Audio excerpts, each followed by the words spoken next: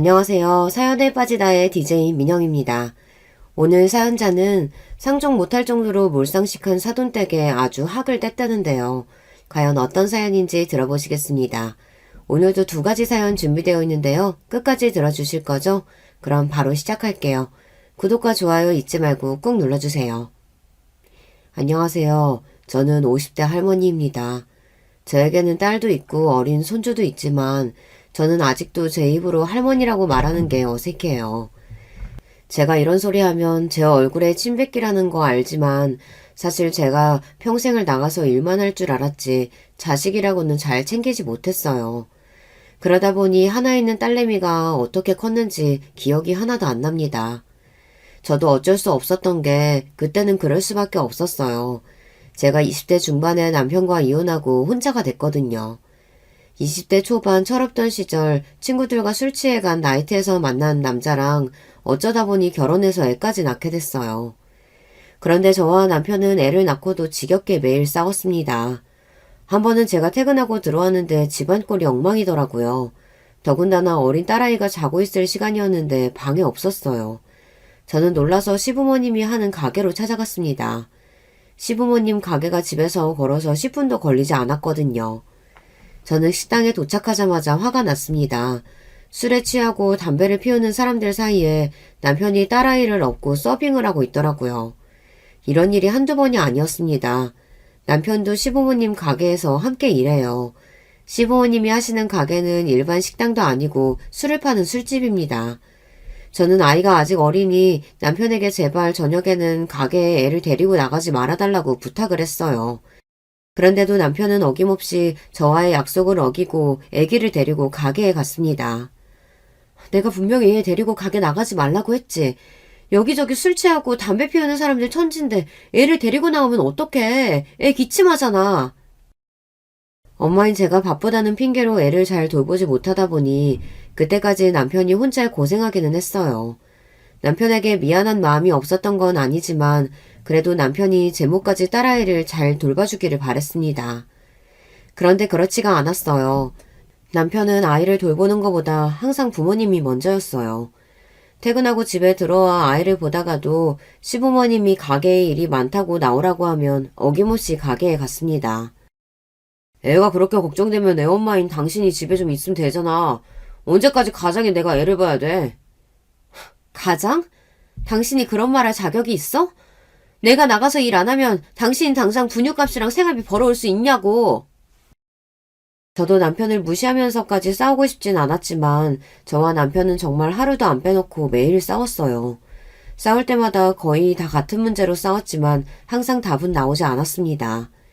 마무리는 항상 지긋지긋하다, 결혼을 후회한다, 헤어지고 싶다였습니다. 저와 남편이 그럴 만도 했던 게 저희 둘은 서로에게 속아서 결혼했다고 생각했어요. 연애 기간도 짧아서 서로에 대해 잘 알지도 못하는 상태로 결혼을 했습니다. 저와 남편은 나이트에서 만나 술김에 신나게 놀았어요. 저도 오랜만에 하루 스트레스를 풀기 위해 나이트에 간 거라 다른 건 생각도 안 하고 마음껏 놀았습니다. 그래서 남편에게 거짓말을 했어요. 직업을 유치원 교사라고 했습니다. 사실 하루 놀다가 헤어질 사람이니 절대 다시는 볼 일이 없을 줄 알았어요. 그래서 거짓말도 한 거였죠. 그런데 세상이 생각보다 좁더군요. 사실은 제 직업이 경찰이에요. 지금이야 여자가 경찰이라고 하면 크게 이상할 것도 없는 일이지만 제가 처음 경찰이 됐을 때는 그렇지 않았어요.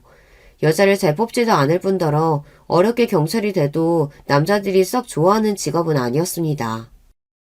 그래서 그런지 저는 경찰이 되고 나서 제대로 된 연애를 한 번도 못했어요.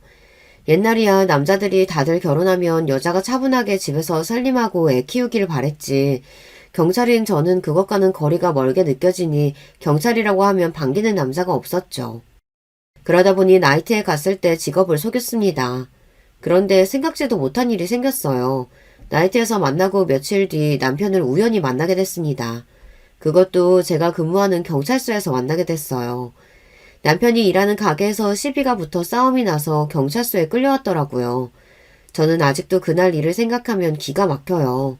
저도 저였지만 남편도 어이가 없었거든요. 저뿐만이 아니라 남편도 저를 속였어요. 나이트에서 만났을 때 남편은 저더러 공무원이라고 했습니다. 그런데 남편은 공무원이 아니었어요. 그날 경찰서에 끌려온 남편은 진술서에 본인이 일하던 식당에서 손님과 시비가 붙었다고 하더라고요.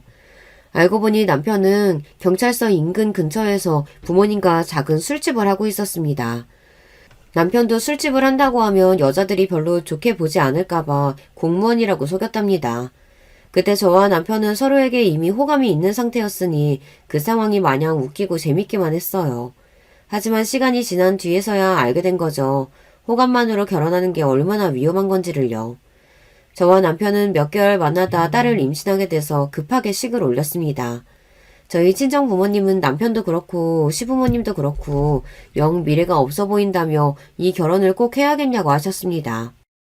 하지만 당시에 철딱선이라고는 없었던 저는 무작정 결혼하겠다고 밀어붙였습니다. 이미 뱃속에 생명이 생겨버렸는데 저에게 선택권은 없다고 생각했어요.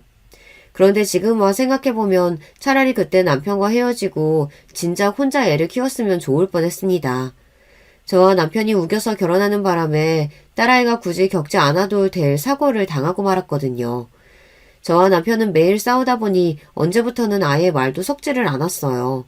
그 당시에도 저는 남편이 돈도 안 되는 시부모님 식당에 매일 나가는 것도 싫었고 그렇다고 딸아이를 잘 돌보지 않는 것도 싫었어요. 남편도 마찬가지였습니다. 결혼한 여자가 시부모님 보양도 안 하고 집안 돌볼 생각도 안 한다고 일한답시고 매일 싸돌아다니는 걸 마음에 들어하지 않았어요. 그러다 보니 서서히 서로에게 관심도 없고 아이는 방치되는 시간이 많았습니다. 그날도 남편은 아이를 시부모님 식당 한편에 있는 작은 쪽방에 애를 재워놓고 늦게까지 식당 일을 하고 있었어요. 그런데 애가 걷기 시작하니 잠에서 깨자마자 그냥 불쑥 방에서 혼자 나왔나 봐요. 그러다가 그만 주방에 있던 선반 위에 냄비를 쏟아 팔과 얼굴에 화상을 입는 사고가 났습니다. 그때만 생각하면 저는 아직도 심장이 벌렁거릴 정도로 떨리고 무섭습니다. 아이 혼자 얼마나 놀라고 무서웠을까를 생각하면 죄책감에 죽고 싶을 정도예요. 그날 사고로 돌진한 딸아이의 팔과 얼굴에 피부 이식을 받는 수술을 했어요. 그리고 그날의 상처가 평생 몸에 흉터로 남았습니다. 그 사고로 저와 남편은 이혼했어요. 그전부터 이미 서로 미워하고 원망하고 있었는데 그런 두 사람 사이에 유일한 끈이었던 아이에게 그런 끔찍한 사고가 생겼으니 서로를 잡아먹을 것처럼 원망하게 됐습니다. 결국은 이혼까지 하게 된 거죠. 그나마 저에게 다행이었던 건 아이를 데려올 수 있었다는 겁니다.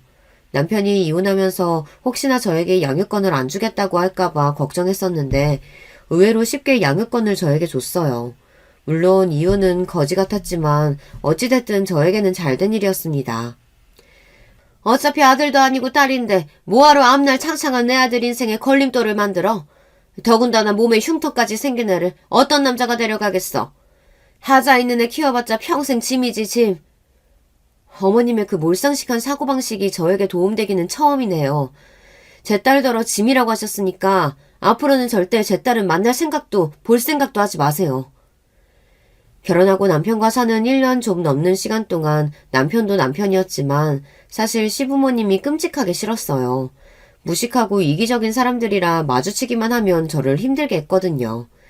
사실 친정부모님 걱정하실까봐 일일이 말하지는 않았지만 시부모님이 제게 막말을 한 게 한두 번이 아니에요. 저에게 막말한 게 워낙 많아서 다 기억도 안 나지만 30년이 지난 지금까지 제 머릿속에 명확하게 기억나는 말이 있어요. 제가 일이 조금 일찍 끝나서 시부모님 가게로 퇴근했어요. 그런데 시부모님이 남편에게 말도 안 되는 소리를 하는 걸 우연히 제가 듣게 됐습니다. 경찰이면 일하다가 죽어도 평생 연금 나오는 거잖아? 아이고 우리 아들 평생 밥 굶을 일은 없겠네. 그래도 애 엄마인데 일하다가 죽으면 안 되지. 엄마는 재수없게 무슨 그런 소리를 해. 평소에 저라면 그 순간 바로 달려들어가 무슨 말을 그따위로 하냐고 따져 물었겠지만 그날은 저도 나설 수가 없었어요. 그 정도로 마음이 아팠습니다. 아무리 서로 애틋할 정도의 애정은 없다고 해도 그래도 자식까지 낳고 산 부부이고 가족인데 어떻게 없는 자리에서 저런 소리를 할 수 있는 건지 이해가 안 됐습니다. 저는 그때 정이란 정이 다 떨어졌어요. 이혼을 결심한 이후 그런 사람들과 다시는 안 봐야 된다고 생각하니 저는 속이 다 후련했습니다. 저는 이혼하고 바로 친정으로 들어와 살았습니다. 부모님께서 그렇게 하라고 하셨거든요. 당신들이 딸아이는 알아서 잘 키워줄 테니 저에게는 일이나 열심히 하라고 했어요. 자식에게는 엄마도 필요하고 아빠도 필요하지만 제일 중요한 건 안정적이고 따뜻한 울타리가 있어야 한다는 거야. 나랑 네 아버지가 우리 손주한테 제일 안정적이고 따뜻한 울타리 되어줄 테니까 너는 자식 앞에서 떳떳한 어미가 되어줘. 어쩌다 보니 결혼도 하고 아이도 낳고 이혼도 하게 됐지만 사실 저는 당시에 굉장히 혼란스러웠어요. 딸아이를 너무 사랑하고 잘 키워내고 싶지만 저에게는 부족한 게 너무 많았습니다. 아이를 낳기만 했지 육아라고는 해본 적이 없으니까요. 그런 와중에 부모님께서 도와주시겠다고 하시니 감사했습니다. 사실 제가 이혼하고 애를 데리고 본가에 들어갔을 때 부모님께서 그러기에 결혼하지 말라고 하지 않았냐 다그치시면 어쩌나 걱정을 했었거든요. 그때부터 부모님께서 도와주신 덕분에 제 딸은 건강하고 씩씩하게 잘 자랐습니다. 물론 얼굴과 팔에 화상 자국이 조금 남아있다 보니 학창시절 딸아이가 조금 힘들어하기는 했어요. 어릴 때는 철없이 놀리는 애들도 있으니까요. 하지만 딸아이는 그래도 비교적 씩씩하게 잘 이겨내는 듯 보였습니다. 저를 닮아서 공부도 곧잘하고 친구들과도 잘 지냈거든요. 당시에 제가 강력계에 발령받아 일할 때라 아이에게 신경 쓰지 못하고 소홀할 수밖에 없었어요. 그러다 보니 아이 얼굴도 며칠에 한 번 볼까 말까 했습니다. 그래도 전 나름대로 딸아이에게 전화도 자주 하고 늦게 들어와도 항상 방에 들어가 잠깐이라도 이야기도 나누려고 했습니다. 그런데 딸아이도 사춘기가 왔는지 고등학교에 들어가서는 도통 저에게 곁을 잘 내주지 않더군요. 그러다가 한 번 크게 딸아이와 싸운 적이 있었어요. 어느 날이었습니다. 학교에서 선생님께 연락이 왔어요. 딸애가 학교에서 친구들과 담배를 피우다 걸려서 교무실에 잡혀왔답니다. 그래서 부모님 면담을 해야 하니 학교로 오라고 하더군요. 저는 순간 별의별 생각이 다 들었습니다. 명색이 엄마라는 사람이 강력계의 경찰인데 자식 새끼가 담배를 피우는지도 모르고 있었으니까요. 저는 곧바로 학교에 갔습니다. 그러고는 선생님께 머리를 숙이고 인사를 드렸어요. 그 일로 딸아이는 2주 동안 정학을 당하게 됐습니다. 저는 이 상황이 너무 속상하고 믿기지 않았어요. 착한 내 딸이 그럴 리 없는데 이게 다 무슨 일인가 싶었죠. 그날 딸아이를 데리고 집에 오는 길에 저는 결국 참지 못하고 딸에게 퍼붓고 말았습니다. 너 정신이 있는 애야 없는 애야? 엄마가 경찰인데 딸년이 담배 피우고 다녀? 그것도 학교 안에서? 그 순간 딸아이의 표정을 저는 아직도 잊지 못합니다. 커다란 눈동자에 눈물이 가득 고여서는 억울한 듯 입술을 앙 깨물고 있었어요. 저는 순간 뭔가 잘못됐다는 걸 깨달았지만 이미 늦었더군요. 엄마 정말 경찰 맞아? 엄마는 선생님 하는 말만 믿고 나한테는 어떻게 된 일인지 물어도 안 보는 거야? 순간 딸아이의 눈빛은 원망으로 가득 차 있었어요.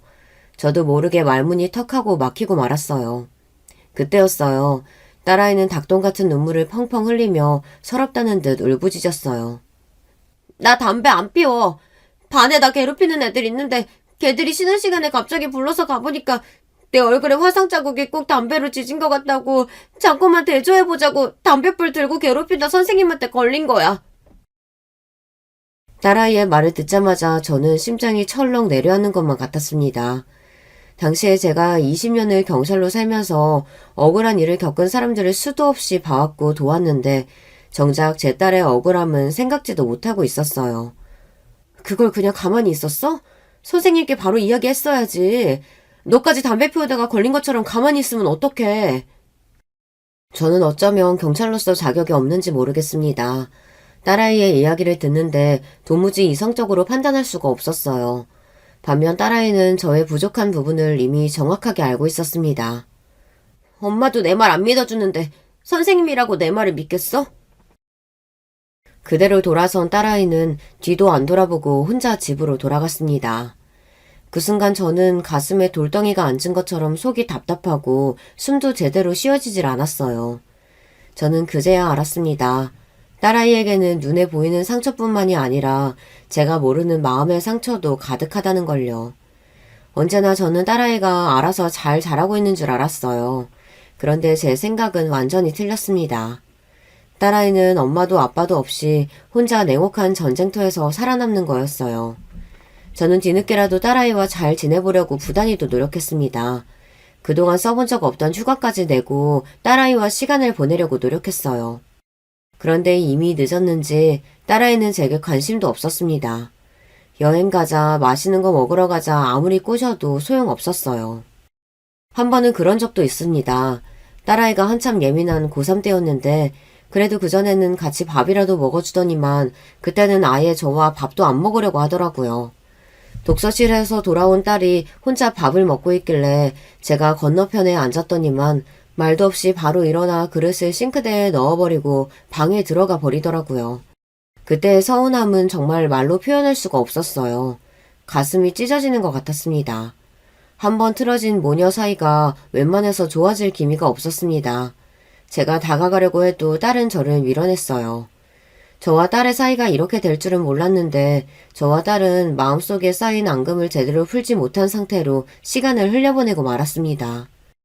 딸은 대학을 졸업하고 성인이 되자마자 기다렸다는 듯 집을 나가고 싶어 했어요. 하지만 저는 반대했어요. 그 일로 저와 딸은 또 부딪히게 됐습니다. 직장이 먼 것도 아니고 집에서 회사도 가까운데 뭐하러 나가서 살아. 너 월급 얼마 되지도 않으면서 괜히 동네 파겠다고 나가서 살면 여기저기 흥청망청 쓰다가 돈도 하나도 못 모아. 저도 마음 같아서는 항상 딸의 선택을 존중하고 이해하는 엄마가 되고 싶었습니다.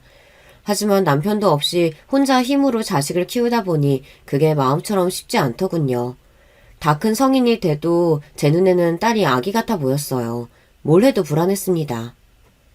돈이고 뭐고 엄마나 할머니나 매일 잔소리만 해대는 통에 답답해서 같이 못 살겠어. 나도 이제 혼자 나가서 살아볼래. 딸은 이미 마음을 굳힌 듯 했어요.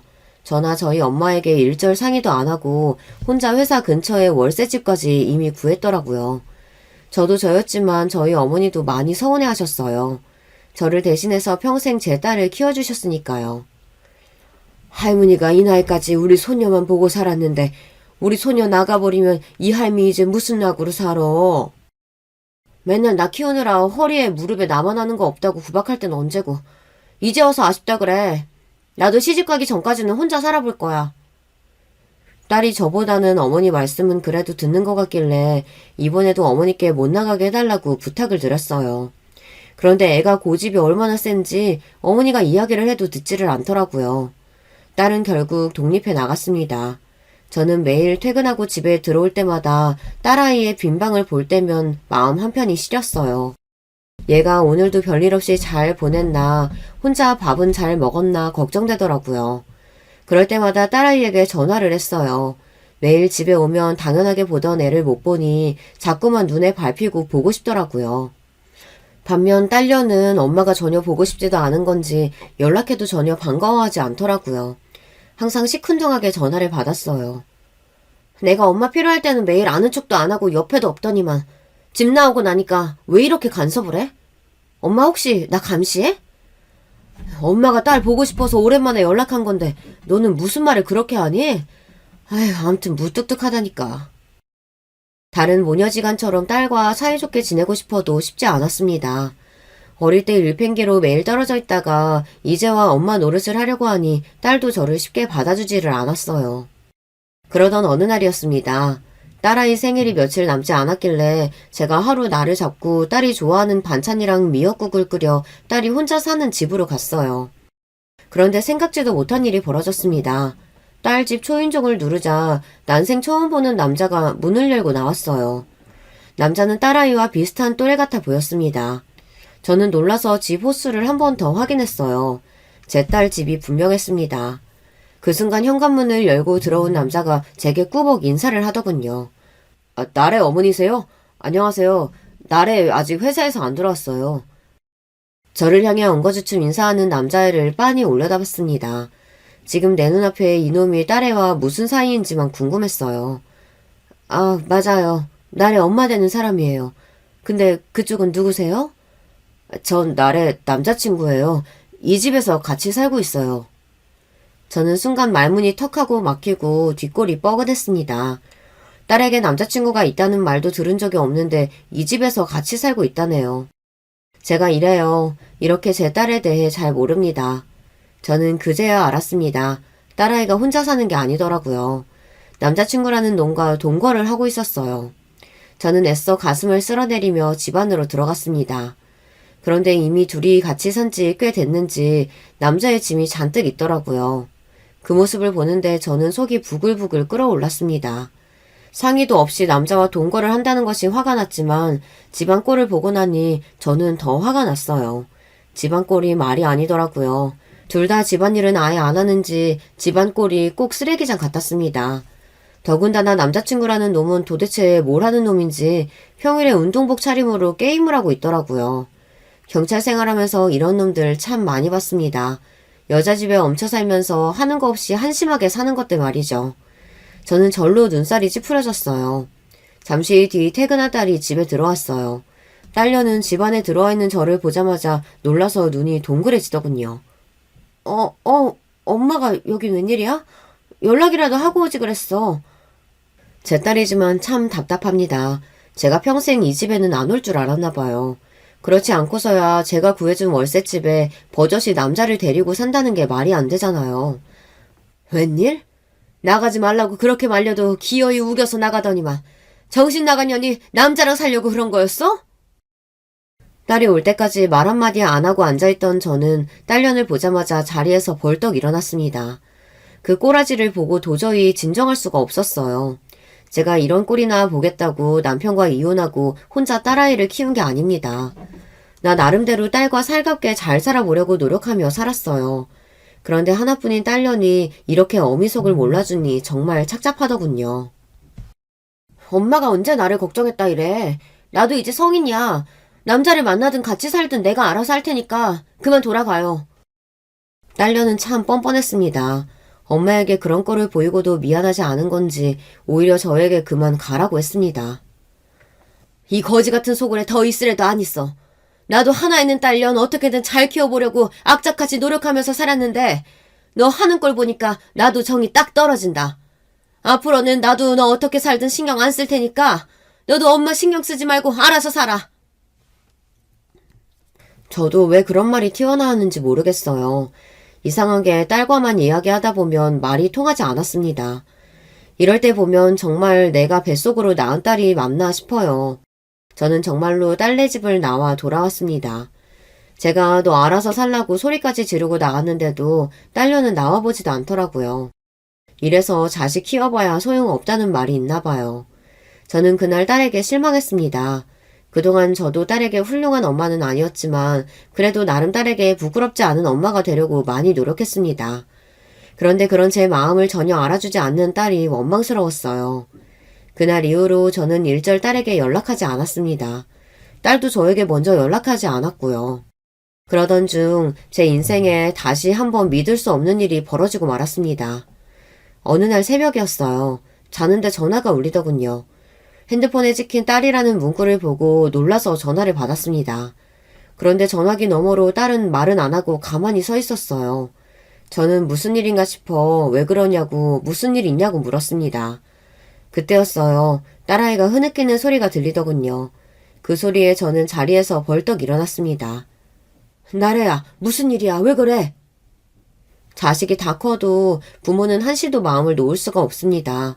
30을 앞둔 아이가 우는 소리에 심장이 덜컥 내려앉더라고요. 엄마, 이 시간에 미안한데 지금 좀 나한테 와줄 수 있어? 나 너무 무서워. 지금 좀 와줄 수 있냐는 딸아이의 말에 저는 곧바로 딸아이 집으로 달려갔습니다. 딸아이의 목소리가 분명 보통 일은 아니었어요.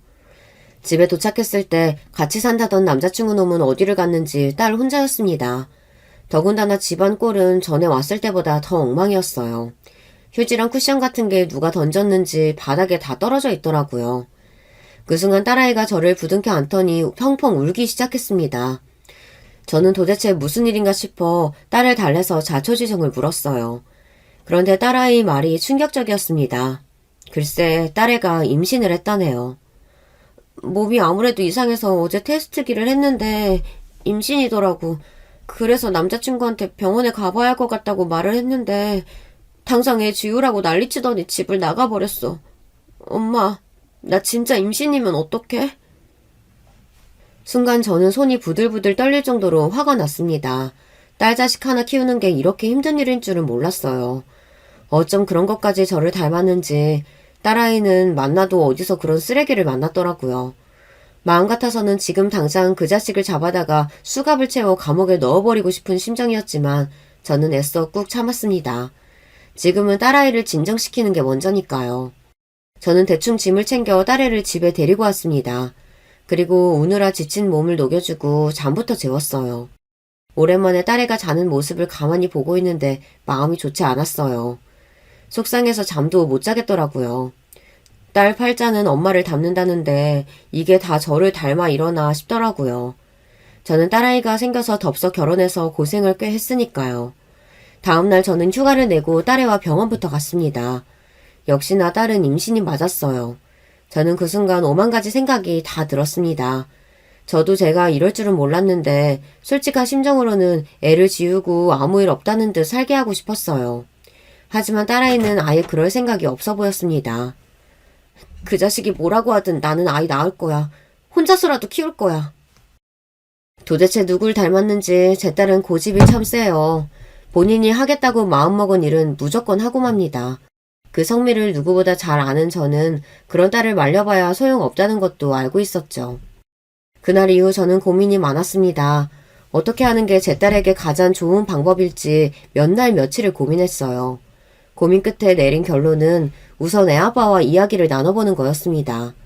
아무리 마음에 안 들어도 애아빠인데 이야기는 나눠봐야 할 것 같았어요. 이러다간 제 딸이 미혼모가 되게 생겼으니까요. 딸아이에게 연락처를 받아 남자친구 놈을 따로 만났습니다. 저는 그 놈을 만나러 가기 전에 부단히도 마음을 잡았어요. 절대 화내지 말자, 소리 지르지 말자 다짐하고 또 다짐했습니다. 그리고 그 녀석을 만났습니다.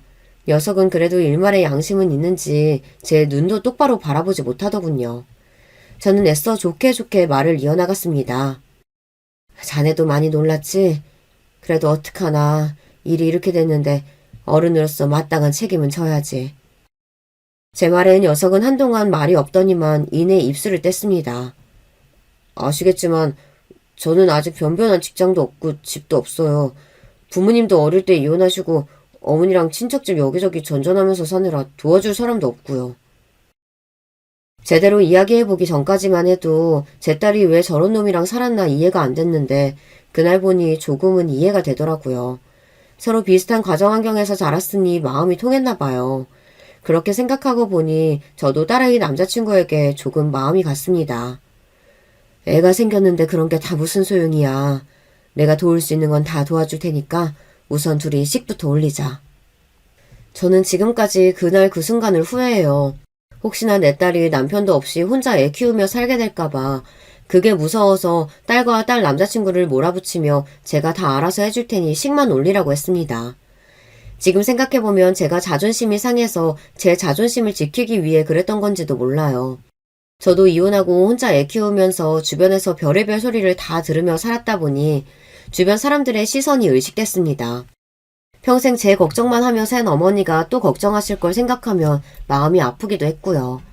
그렇게 저는 정신없이 딸을 결혼시켰습니다. 둘이 좋아서 동거까지 했던 사이니 식만 올려주면 알아서 잘 살겠거니 했어요. 그런데 그게 생각처럼 쉬운 일이 아니더군요. 결혼만 시키면 다 끝난 줄 알았는데 이건 끝이 아니라 또 다른 시작이었습니다. 딸아이는 하루가 멀다 하고 제게 전화해서 사위 욕을 해댔어요. 결혼하고도 사위는 정신을 못 차렸는지 제 딸이 손주를 출산할 때까지도 사위는 직장도 하나 구하지 못했거든요. 집에만 들어가면 속 터져 죽을 것 같아. 매일 이력서는 넣고 있다는데 연락 오는 데는 하나도 없나 봐. 엄마, 저 인간 저러다가 평생 백수로 늙어 죽으면 어떡해? 내가 평생 책임져야 하는 거 아니야? 아직 아기 어린데 네가 나가서 벌고 김서방이 집에서 애 보면 되지. 뭐가 걱정이야.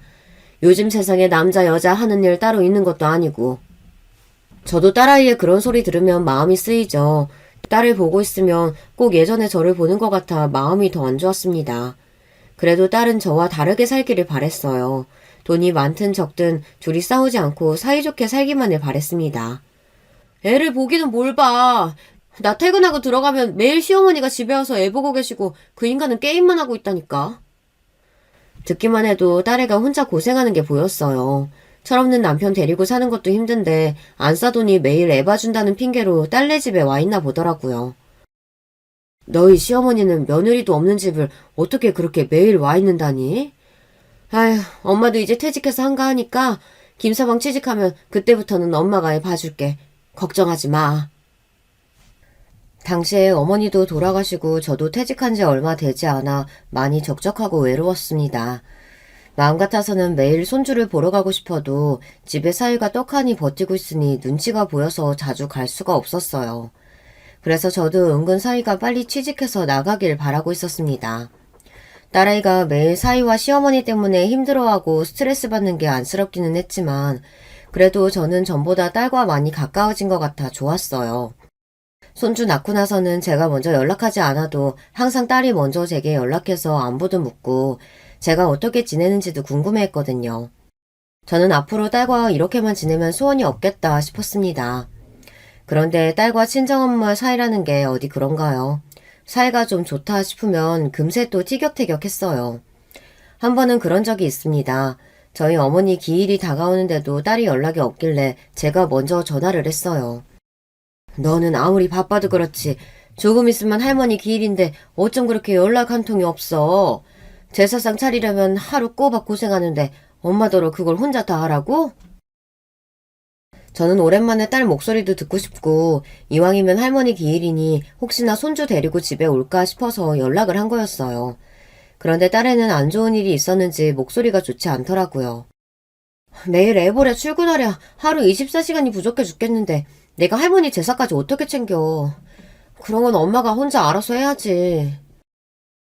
딸이 하는 말이 틀린 말이 아니라는 거야. 저도 머리로는 압니다. 하지만 저는 너무 서운했어요. 우리 집에 식구가 많으면 말을 안 해요. 저한테 이제 남은 건 딸하고 손주밖에 없는데 딸이 저를 귀찮아하는 것처럼 이야기하니 실망스럽더라고요. 너 이때까지 키워준 게 누군데 할머니가 허리랑 무릎 다 망가져가면서 너를 어떻게 키웠는데 그런 소리를 해? 저도 참 나이를 헛먹었습니다. 딸애도 피곤하고 힘들 텐데 거기다 대고 너그럽게 받아주지는 못할 망정 또 같이 짜증을 내고 말았어요. 내가 할머니랑 살겠다고 했어?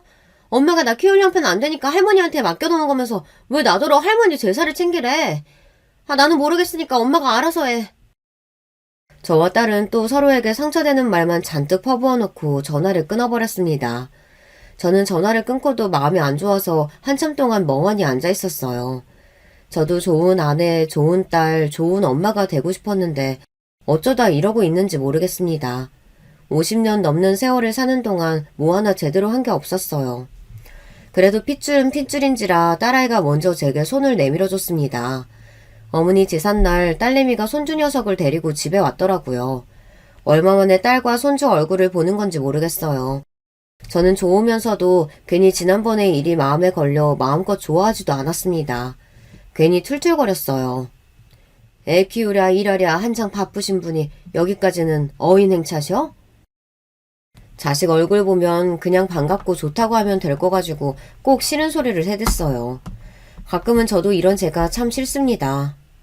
할 일 많은데 혼자서는 못한다고 징징거리니까 왔지. 그리고 엄마가 언제 제사상을 한번 제대로 차린 적이나 있었어? 엄마 음식 솜씨도 없는데 그 맛없는 거 제사상에 올리면 할머니가 실망하실까봐 내가 온 거야. 이럴 때 보면 저보다 제 딸이 그릇은 훨씬 커요. 이해심도 저보다 깊고요.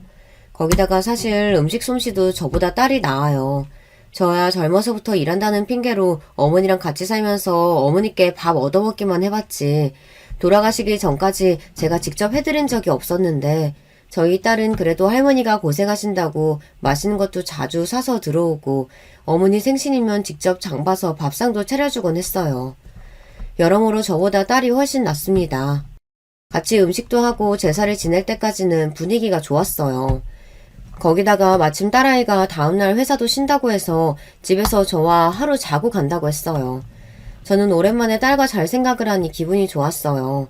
저는 손주부터 일찍 재우고 딸이랑 맥주 한잔을 했습니다. 그런데 술을 먹지 말 걸 그랬어요. 그냥 기분 좋은 상태로 일찍 잤어야 했습니다. 술이 들어가니 굳이 안 해도 될 말을 하게 되더라고요.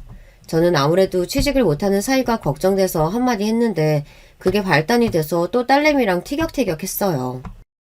나 아시는 분이 새로 회사 차렸는데 거기서 직원들 뽑는다네. 내가 혹시나 해서 슬쩍 김서방 얘기했는데 조건 좋다고 한번 나와서 면접 보라는 거야. 내가 김서방한테 한번 물어볼까? 어때? 사위가 지금은 취직을 못하고 집에서 애나 보고 있지만 사실 대학도 좋은 대학을 나왔고 자격증 같은 것도 많아요. 저는 능력 있는 사람이 매일 집에서 놀면서 게임만 하는 게 안타까워서 이야기를 한 겁니다. 무엇보다 혼자 고생하는 딸내미가 걱정돼서 한 이야기이기도 하고요. 그런데 제 말에 딸의 기분이 상했는지 불쑥 화부터 냈어요. 엄마는 그 인간 성격 몰라서 그래. 자기 명문 때 나왔다고 끝까지 중소기업은 죽어도 안 간다고 하는데 그런 인간이 이제 막 생긴 신생기업 면접 보라고 하면 좋아하겠어? 엄마 앞에서는 찍소리 못하고 나한테 와서 지랄할걸? 아무리 그래도 남편한테 지랄이 뭐야. 김서방도 답답하고 힘들어서 그러는 거니까 네가 옆에서 잘 좀 챙겨줘. 그래도 너 나가서 일하는 동안 김서방이 집에서 아기랑 고생하잖아. 사위나 딸이나 다 제 자식이다 보니 둘 다 아이 키우면서 사는 게 고생스러울 것 같아 저는 별 생각 없이 그냥 한 소리였어요. 사위도 나름대로 힘든 게 있을 것 같아서요.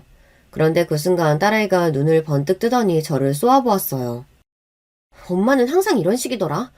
자식이 난데 항상 보면 내 말은 안 듣고 다른 사람 편만 들어. 이래서 엄마랑은 이야기하기 싫다니까? 딸은 갑자기 언성을 높이더니만 들고 있던 맥주캔을 세게 내려놓고 그대로 등을 돌리고 누워버렸어요. 저는 얘가 또 왜 예민하게 일어나 싶었습니다. 하지만 저는 딸과 또 싸우고 싶지 않아 애써 분위기를 풀어보려고 했습니다. 아이고, 우리 딸 엄마가 사위 편 좀 들었다고 삐졌어? 엄마야, 우리 딸 힘들까봐 그런 거지. 제가 애써 뒤에서 딸아이 허리를 안았는데도 딸은 꼼짝도 안 했습니다. 그대로 잠든 딸은 아침에 일어나자마자 밥도 안 먹고 집을 나가버렸어요. 그리고 며칠 동안 연락도 없었습니다. 딸애가 집을 왔다가 그냥 그렇게 가버린 게 아무래도 마음에 쓰여서 저는 딸애가 좋아하는 반찬을 바리바리 싸서 딸네 집에 갔습니다. 애 키우랴 일하랴 얼마나 힘들지 제가 잘 아는데 제가 딸아이에게 그런 모진 소리를 했다는 게 저도 너무 미안해서요. 그런데 그때 딸네 집 앞에 도착한 저는 깜짝 놀라고 말았어요. 3층에 사는 딸 목소리가 1층 현관까지 들리고 있었어요. 사위와 싸우는지 펑펑 울면서 울부짖는 소리가 들렸습니다. 그때였어요. 1층에 사는 주민이 내려오면서 위에서 들리는 소리를 듣고는 혼자 중얼거리는데 그 소리를 제가 듣고야 말았어요. 아이고 303호 또 시작이네. 어린애도 키우는 집구석이 왜 저렇게 매일 싸워. 순간 저는 놀라서 지나가는 주민을 붙잡았습니다. 그리고 제가 303호 사는 애 엄마, 친정 엄마인데 평소에도 저렇게 많이 싸우느냐고 물었어요. 그러자 당황한 주민분도 말을 할까 말까 고민하시더니만 결국은 이야기를 하더라고요. 303호 애엄마 친정엄마라고 하시니까 하는 말인데 아유 애가 어려도 웬만하면 그냥 이혼시켜요. 303호 애아빠 매일 소리 지르고 욕하고 난리도 아니에요. 이 건물에서 아주 유명하다니까요. 거기다가 얼마 전에는 애 엄마 때리기까지 하는지 애 엄마가 출근하는데 모자까지 푹 눌러쓰고 나가더라니까. 저는 이야기를 듣는데 순간 얼굴이 터질 정도로 빨개졌습니다. 너무 화가 나서요. 저는 곧바로 계단을 정신없이 올라갔어요. 그리고 놓고 할 새도 없이 현관문을 열고 집 안으로 들어갔습니다. 그런데 그 순간 제 앞에서 벌어진 상황은 충격적이었어요. 거지 같은 사위놈이 도대체 무슨 짓을 했는지 집안의 모든 집기를 바닥에 다 던져서 뒹굴고 있더라고요. 더군다나 제 딸은 바닥에 넘어져 있었습니다. 거기다가 더 충격적이었던 건 그 자리에 바로 안싸돈이 있었다는 거예요. 손줄을 등에 업은 채 떡하니 있었어요. 저는 놀라서 제 딸에게 먼저 달려갔습니다. 그런데 그 순간 저는 딸아이 얼굴을 보자마자 소스라치게 놀랐어요. 정말 아랫집 아줌마 말대로 악마 같은 사위새끼가 제 딸을 때렸는지 얼굴에 시퍼렇게 멍이 들어있더라고요. 저는 손이 부들부들 떨릴 정도로 화가 나서 이게 다 무슨 일이냐고 사위에게 소리쳤어요. 너 이 새끼 미쳤어? 어디 감히 내 딸 얼굴에 손을 대? 사돈이 이 꼴을 보고도 안 말리고 뭐하고 있었어요? 저는 순간 이성의 끈이 끊어져 버리고 말았습니다. 순식간에 사위에게 달려들어 멱살을 잡았어요. 제가 이래봬도 강력계 형사까지 하고 퇴임한 사람이에요. 제가 아무리 나이가 들었어도 이런 허술한 새끼 쓰러뜨리는 건 일도 아닙니다. 저는 이대로는 안 되겠다 싶어 손을 번쩍 들었습니다. 그리고 제가 사위의 뺨을 내리치려던 순간 뒤에 있던 안사돈은 순식간에 저에게 달려들었어요. 아이고, 지금 뭐 하는 거예요? 어디 감히 내 자식 몸에 손을 대? 네 자식이 내 자식한테 먼저 손 댔잖아. 이 못난 자식이 어디 할 짓이 없어서 여자 몸에 손을 대? 저는 안사돈의 포효에도 아랑곳하지 않고 사위의 멱살을 다시 잡았습니다. 그런데 그때였어요. 가만히 있으면 반이나 갈 안사돈이 하지 말았어야 할 말을 내뱉고 말았습니다. 이거 안 나? 여자가 맞을 짓을 했으니까 우리 아들도 그랬지. 우리 아들이 괜히 그랬겠어? 사돈이 몰라서 그렇지. 사돈 딸내미 드세도 얼마나 드센데. 새아기 쟤는 좀 맞아야 정신을 차린다니까. 순간 저는 잡고 있던 사위의 멱살을 세게 내려놓았습니다. 그리고 고개를 돌려 안사돈을 쏘아부었어요.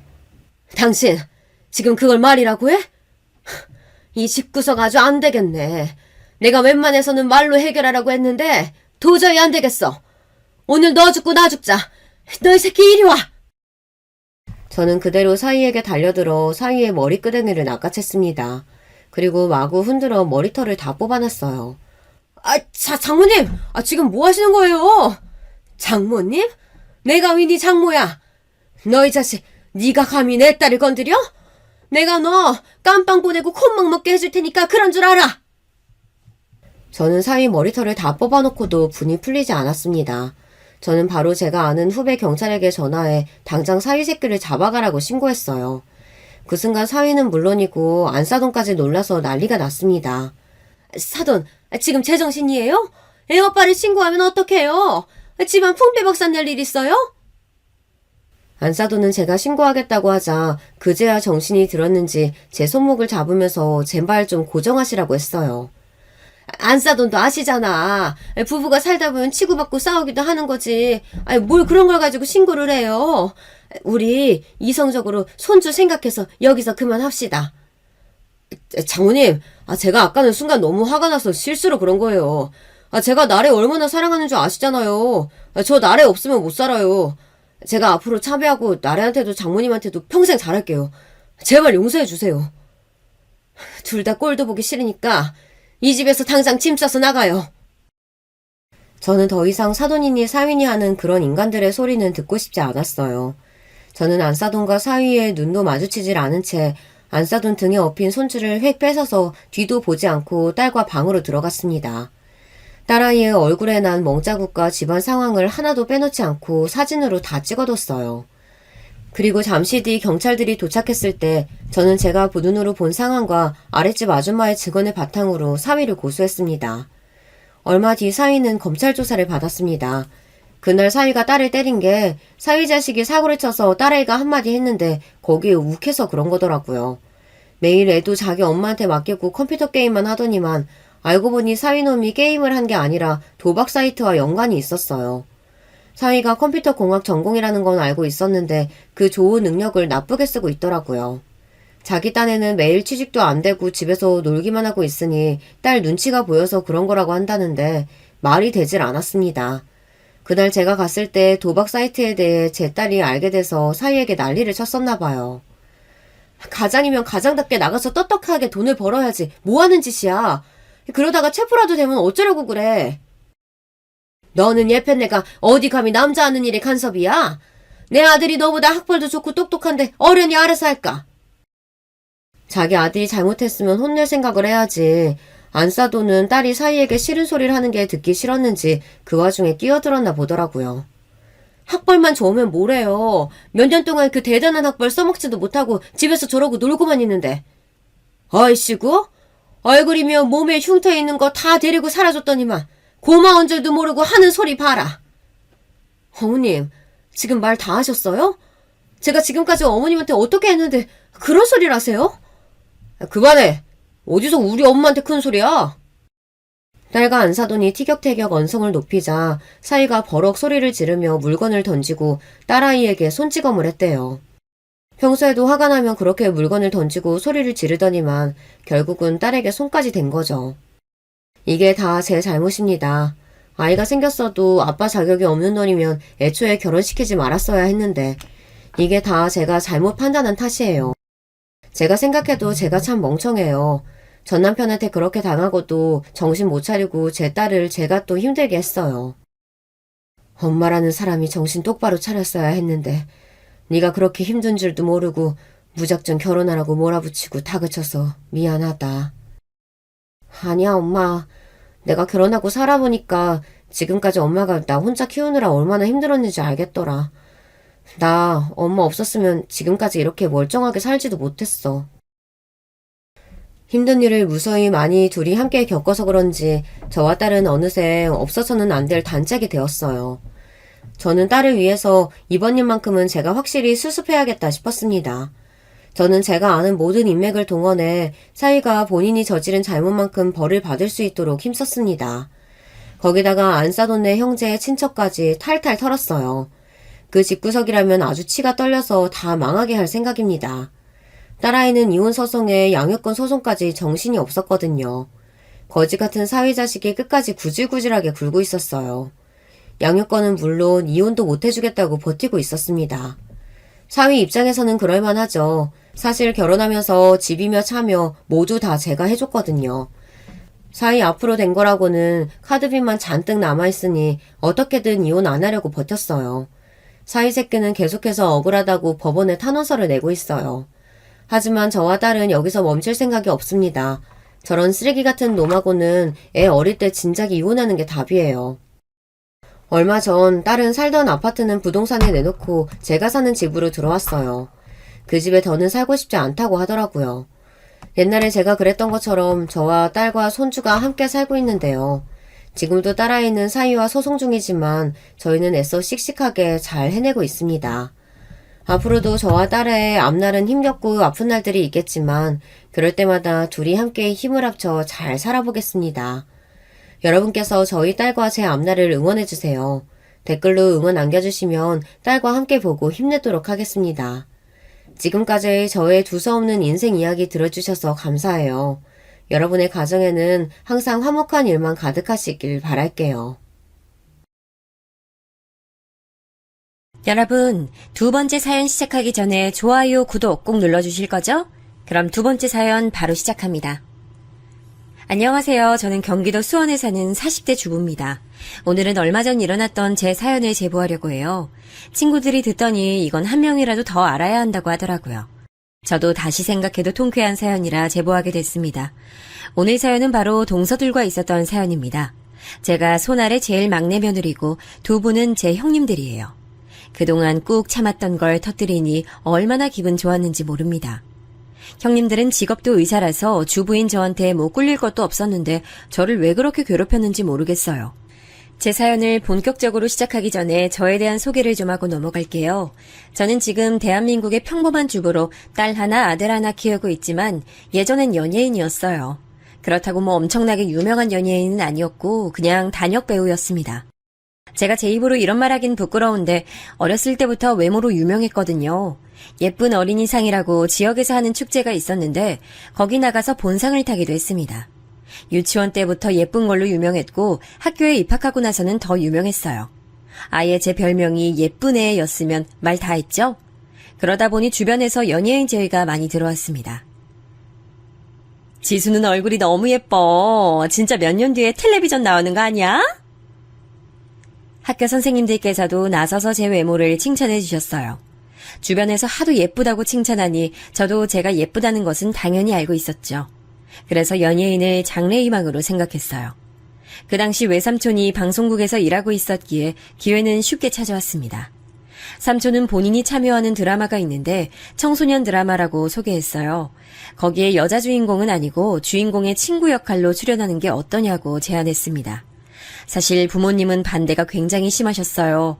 굳이 연예인을 해야 하냐고 물으셨죠. 제가 미술을 좋아해서 차라리 미술 쪽으로 전공을 택하길 바라셨어요. 특히 엄마는 제가 혹시라도 상처받을 가능성이 있으니 그걸 두려워하셨습니다. 곱게나 길렀는데 지금도 그렇지만 그때는 연예인에 대한 잣대가 더 높았거든요. 하지만 저는 확고한 의지가 있었어요. 일단 주변에서 하도 예쁘다는 칭찬을 해주니까 스스로 자신감이 있는 상태였습니다. 그리고 그때 한창 잡지 모델을 하는 게 유행이었거든요. 그래서 드라마에 얼굴을 비추고 잡지 모델까지 해서 유명해지고 싶은 마음이 컸어요. 그렇게 저는 외삼촌을 따라 방송국에 처음 가게 됐습니다. 그 드라마는 사실 지금 인터넷에 치면 나오지도 않아요. 왜냐하면 완전히 망했거든요. 유명한 배우가 나오던 것도 아니었습니다. 그냥 방송국에서 청소년용으로 제작한 드라마라 기대도 없던 드라마였죠. 하지만 드라마의 흥행과 별개로 연예인이 되고 싶다는 마음은 훨씬 커졌어요. 그 현장의 분위기라고 할까요? 거기서 오는 만족도가 너무 높았습니다. 그래서 외삼촌에게 조르기도 하고 제가 직접 오디션을 보러 다녔어요. 담임 선생님과 부모님에게 몰래 거짓말하고 보러 간 적도 있습니다. 나중에 들켜서 엄청 혼이 나기도 했는데 그래도 제 열정은 줄어들지 않았어요. 오히려 가면 갈수록 심해졌습니다. 그렇게 저는 단편 영화의 조연, 1일 연속극의 단역 등 아주 작은 역할부터 시작하게 됐어요. 제가 텔레비전에 나온다는 사실 자체가 얼마나 기뻤는지 몰라요. 외할머니는 제가 텔레비전에 나온다고 하니 노인정에 가서도 종일 틀어놓으셨답니다. 학교에서도 유명 인사가 되었죠. 제가 무슨 엄청난 인기 있는 배우나 아이돌도 아닌데 친구들은 저를 추켜 세워줬어요. 그러다 보니 제 열망은 점점 더 커졌습니다. 문제는 여기서 발생했습니다. 제가 학생 땐 부모님께서 완전히 동의는 안 하셔도 심하게 말리진 않으셨어요. 그런데 대학에 진학하지 않고 연예인으로 완전히 진로를 정한다니까 부모님과 심한 마찰이 생겼습니다. 지금 무슨 소리를 하는 거야? 지수야, 대학은 가야지. 너 진짜 엄마 속상하게 왜 그래? 그래, 연예인 하더라도 대학은 가라. 하지 말라는 게 아니잖아. 싫어. 대학 가면 내가 연기에 집중할 수가 없잖아. 배우가 되는 게 내 유일한 꿈인데 엄마랑 아빠가 이해 못해주면 어떡해? 저는 대학에 진학하고 싶지 않았고 부모님은 제가 대학에 진학하길 원하셨죠. 저는 이렇게 단역과 조연을 지금 하고 있으니 점점 기회가 많아진다고 생각했어요. 차츰 주연 자리도 따낼 수 있을 것 같았죠.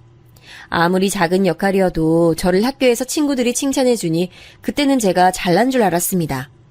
하지만 부모님은 사람 일은 어떻게 될지 모른다며 대학은 꼭 가라고 하셨어요. 급기야 제가 대학에 진학하지 않으면 오디션을 보러 다니는 걸 전혀 지원해주지 않겠다고 하셨죠. 어린 마음의 오기라고 할까요? 저는 고등학교를 졸업하고 바로 대학에 가지 않았습니다. 부모님도 이제 성인이니까 저보고 알아서 인생을 책임지라고 하셨죠. 그래서 어떻게 했는지 아세요? 일단 무작정 상경했어요. 저는 지방에서 살았기 때문에 기회가 있어도 잡기 어려웠거든요. 그래서 친구들에게 급하게 돈을 몇만 원씩 빌리고 제 비상금을 털어 30만 원을 가지고 서울로 갔습니다. 부모님은 제가 그렇게 올라가서 바로 내려올 줄 아셨대요. 현실적으로 돈이 없으면 살기가 어렵잖아요. 그런데 저는 마음속으로 제가 주연 자리를 따내지 못하면 절대 고향에 가지 않겠다고 다짐했습니다. 아직도 처음 서울에 도착했을 때가 생각이 나요. 무작정 고시원에 들어갔고 바로 고시원 옆 건물에 있는 고깃집에 가서 일하게 해달라고 했습니다. 이런 식으로 아르바이트를 무려 4개를 구했어요. 그러면서 목돈 마련을 하고 바로 또 오디션을 보러 다녔습니다. 조연과 단역을 계속하다 마침내 주연 자리도 따냈어요. 세상이 쉽지 않다는 것을 그때 알게 됐습니다. 결론만 말하자면 저는 사기를 당했거든요. 드라마에 합격했대서 부모님께 알리고 고향 친구들에게 다 알렸습니다. 그런데 촬영도 다 진행했는데 마지막에 주인공이 바뀌었다고 일방적으로 계약 해지를 당했어요. 제가 만약 그때 성공했으면 이렇게 여러분께 사연을 보내고 있지 않을 거예요. 방송가의 사기꾼들이 매우 많다는 건 저도 당연히 알고 있었어요. 그런데 그 피해자가 제가 될 줄은 몰랐죠. 이런 식으로 몇 번의 기회를 놓쳤고 저는 그렇게 20대 초반을 날리게 됐습니다.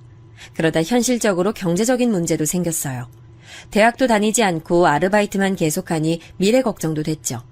그렇다고 고향에 내려가긴 싫었습니다. 그래서 아예 다른 쪽의 진로를 생각했어요. 그건 바로 미용이었습니다. 제가 연예인 준비를 하며 아무래도 외모에 관심이 많았거든요. 처음엔 샵에 가서 화장도 받았는데 나중엔 그 비용이 아깝더라고요. 그러면서 자연스럽게 미용에도 관심이 생겼습니다. 그동안 아르바이트로 번 돈으로 무작정 미용학원에 가서 등록했어요. 그땐 어려서 세상에 대한 두려움이 없었죠. 작은 단역을 하며 어깨너머로 배운 동작들이 많아 바로 습득해서 배울 수 있었어요.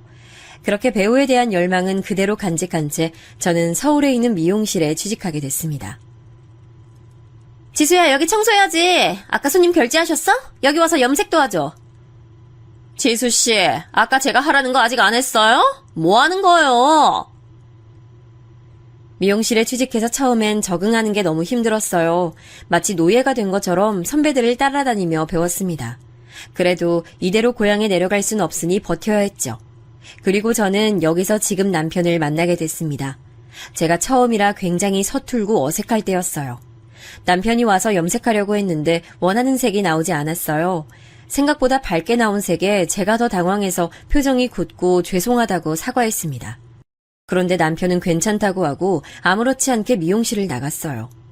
그때 들었던 생각은 모든 손님이 저러면 얼마나 좋을까였죠. 그 뒤로도 남편은 미용실에 자주 나타났어요. 그 미용실이 청담에 있는 고급 미용실이라 일반인들은 자주 오지 않았습니다. 주로 연예인이나 결혼을 앞둔 분들이 많이 오세요.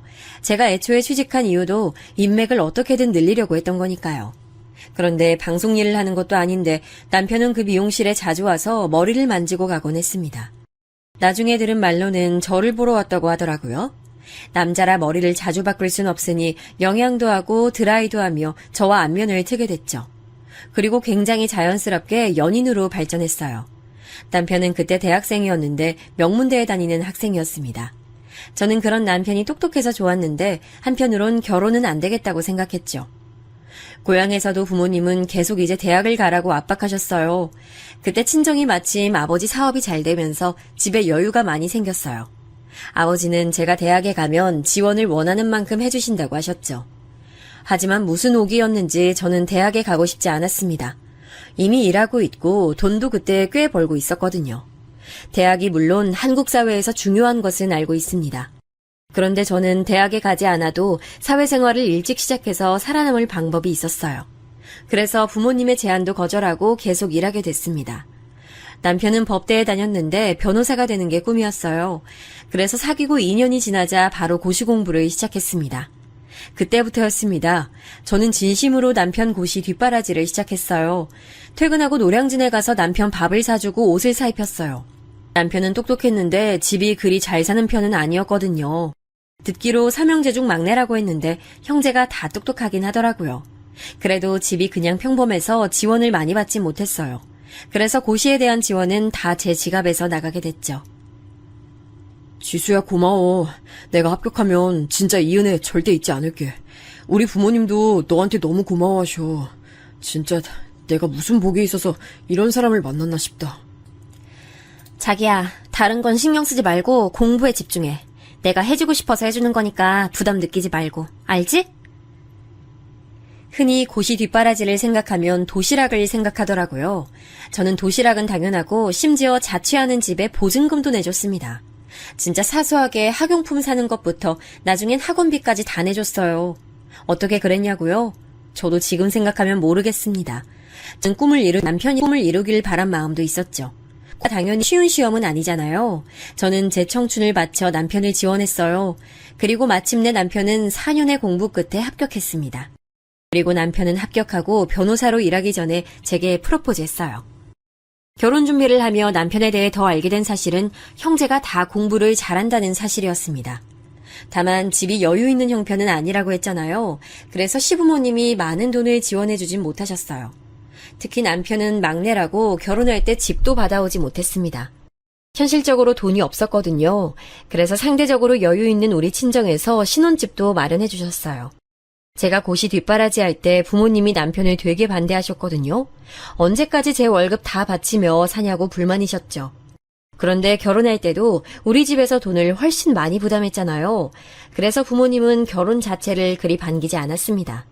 하지만 남편의 직업이 변호사고 또 사람 자체가 착하고 무엇보다 제가 좋아하니까 허락해 주셨죠. 다행히 저는 시댁복이 아예 없진 않았어요. 잘난 남편에 비해 저는 대학 자체를 가지 않았으니 학벌이 당연히 부족했잖아요. 그런데 시부모님은 사람 됨됨이가 중요하다며 저를 반겨주셨습니다. 그럼 고등학교 졸업 후에 계속 이렇게 일한 거야? 너무 대단하네. 우리 막내가 맏며느리를 잘 데려왔어. 아유, 너무 반가워요. 감사합니다. 그냥 일해야 하는 환경이라 계속 일한 거였어요. 시댁의 반대가 심할 거라 예상했는데 오산이었죠. 그런데 문제는 다른 곳에 있었습니다. 바로 제 위 형님들이었어요. 남편이 삼형제라고 했잖아요. 무려 첫째 형과 둘째 형은 직업이 의사였어요. 그리고 형님들의 직업도 의사였습니다. 그러니 얼마나 잘났겠어요. 그 사람들 시선에선 제가 너무 조건이 딸려 보였을 거예요. 형님들은 의사에 대한 자부심도 대단한 분들이셨죠. 나중에 남편에게 듣기론 형제들에게 남편에게 용돈을 주려 해도 형님들이 반대했대요. 본인들도 혼자 공부해서 의사가 됐다고 남편의 곳이 지원해주지 않았다고 하더라고요. 둘 다 완전히 가난한 집에서 자라서 자수성가에 대한 자부심이 있는 분들이셨죠. 그런 점에선 두 분이 참 잘 통했다고 하더라고요. 그래도 저는 이제 결혼하면 가족이니까 최대한 잘 보이려고 애썼어요. 처음 만날 때도 우리 미용실에서 제일 고가 제품을 가져갔고 회원권도 끊어줬죠. 그래서 처음엔 형님들도 저를 그렇게 미워하지 않았어요. 문제는 결혼 후에 발생했습니다. 결혼식까지는 아무 문제가 없었어요. 신혼여행도 유럽으로 다녀왔고 다녀와서 일도 적응을 잘했습니다. 저도 미용실에서 점점 더 자리 잡고 있었고 남편도 변호사로 활동을 시작했어요. 시댁 행사가 있어서 모이면 다들 즐겁게 근황을 얘기하며 지냈습니다. 그런데 그때 알게 된 사실은 의사인 형님들이 자기들끼리 굉장히 친하다는 거였어요. 물론 직업이 같으니 그럴 수 있겠죠. 그런데 점점 저를 따돌리는 모습이 보였습니다. 특히 시어머니가 제 외모에 대해 칭찬을 굉장히 많이 하셨는데 그럴수록 더 심해졌어요. 시어머니는 제가 예쁘게 생겼다고 친척들이 모인 자리에 저를 데리고 인사를 시키셨거든요. 우리 막내 며느리야. 너무 예쁘지? 직업은 미용사. 지금 청담에서 일하고 있어. 나중에 뭐 행사 있으면 말해. 우리 며느리가 예쁘게 봐줄 거야. 아유, 왜 이렇게 예쁘게 생겼어? 너무 예쁘다. 연예인 같아. 감사합니다. 이런 말을 제 입으로 하긴 좀 그렇지만 형님들 외모가 사실 잘난 편은 아니었어요. 첫째 형님은 굉장히 비만이었고 둘째 형님도 평범보다 못한 외모였습니다. 저는 그래도 사람이 외모가 중요한 게 아니잖아요. 저도 외모가 잘난 편이지만 연예인으로 성공하지 못했잖아요. 그래서 내면이 제일 중요하다고 생각했는데 형님들은 그게 아니었나 봐요. 참, 그리고 저는 제가 과거에 연예인으로 활동했었다는 사실은 시댁에 알리지 않고 있었어요. 굳이 알리고 싶지 않은 과거였거든요. 계속 제가 활동하면 모르겠는데 그게 아니니까 남편만 알고 있었습니다. 그래서 우리 병원엔 그런 손님이 많이 와. 동서도 그렇지 않아? 맞아요. 그리고 남편 병원엔 또 이런 환자가 늘었대요. 확실히 독감이 유행인가 봐요. 저도 요즘 목이 칼칼하더라고요. 이럴 땐 좋은 약 같은 거 없을까요? 그런 건 약국만 가도 알지 않나? 우리도 돈 받고 진료하는 의사야. 동서, 지금 너무 날로 먹는 거 아니야? 아, 그런 건 아니었어요. 그냥 가볍게 물어본 거였는데, 아유, 민망하네요. 저는 나름 친해지려고 말을 걸어도 형님들은 셋이 같이 있으면 꼭 저를 투명인간처럼 취급했어요. 처음엔 제가 괜히 그렇게 느끼나 싶었는데 날이 갈수록 심해졌습니다. 둘이 직업이 같으니 당연히 공통점이 많았을 거예요. 그런데 나중엔 전문의학 용어까지 쓰며 저는 알아듣지 못하는 얘기를 하더라고요. 심지어 시어머니가 제 외모에 대해 칭찬하면 자기들끼리 눈빛을 교환하기까지 했어요. 그런 모습이 반복되니 저도 시댁에 가는 것이 전혀 달갑지 않더라고요. 그래도 시부모님은 저에게 너무 잘해주셨고 무엇보다 남편이 저에게 헌신적이라 버틸 수 있었습니다. 그리고 이때까지는 저에게 직접적으로 뭐라 하진 않았거든요. 그래서 명절과 생신 때 모여도 혼자 외로움만 느꼈지 별로 그렇게 저한테 직접적인 피해가 오진 않았습니다. 주위 언니들에게 물어봤더니 원래 며느리들이 둘 이상이면 이런 감정이 드는 게 당연하다고 하더라고요. 어쩔 수 없는 현상이라 생각했죠. 문제는 제가 아이를 낳고 시작됐어요. 저는 남편과 결혼하고 아이를 계획해서 낳았습니다.